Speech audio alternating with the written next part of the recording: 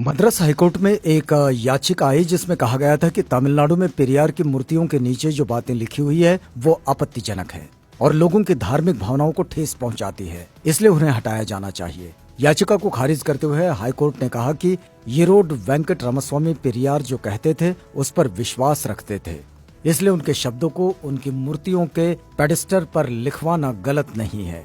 पेरियार की मूर्तियों के नीचे लिखा था, ईश्वर नहीं है और ईश्वर बिल्कुल नहीं है।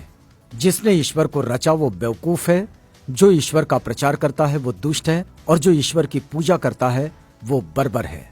ग्रेट पेरियर नायकर के ईश्वर से सवाल। पहला सवाल, क्या तुम कायर हो जो हमेशा छिपे रहते हो, कभी किसी के सामने नहीं आते? दूसरा सवाल, क्या तुम खुशामद परस्त हो जो लोगों से दिन रात पूजा अर्चना करवाते हो? तीसरा सवाल, क्या तुम हमेशा भूखे रहते हो जो लोगों से मिठाई, दूध, घी आदि लेते रहते हो? चौथा सवाल, क्या तुम मांसाहारी हो जो लोगों से निर्बल पशुओं के बलि मांगते हो? पांचवा सवाल, क्या तुम सोने के व्यापारी हो जो मंदिरों में लाखों टन सोना दबाए बैठे हो? छठा सवाल, क्या तुम व्यभिचारी हो जो मंदिरों में देवदासियां रखते हो? सातवां सवाल, क्या तुम कमजोर हो जो हर रोज होने वाले बलात्कारों को नहीं रोक पाते?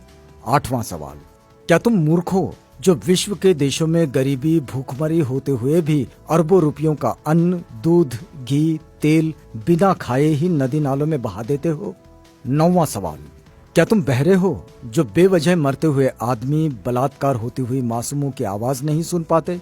10वां सवाल, क्या तुम अंधे हो जो रोज अपराध होते हुए नहीं देख पाते? 11वां सवाल, क्या तुम आतंकवादियों से मिले हुए हो जो रोज धर्म के नाम पर लाखों लोगों को मरवाते रहते हैं? 12वां सवाल, क्या तुम आतंकवादी हो जो ये चाहते हो कि लोग तुमसे डर कर रहें? 13वां सवाल, क्या तुम गूंगे हो जो एक शब्द भी नहीं बोल पाते लेकिन करोड़ों लोग तुमसे लाखों सवाल पूछते हैं? 14वां सवाल, क्या तुम भ्रष्टाचारी हो जो गरीबों को कभी कुछ नहीं देते जबकि गरीब पशुवत काम करके कमाए गए पैसों का कतरा कतरा तुम्हारे ऊपर न्योछावर कर देते हैं? 15वां सवाल, क्या तुम मूर्ख हो कि हम जैसे नास्तिकों को पैदा किया जो तुम्हें खरी खोटी सुनाते रहते हैं और तुम्हारे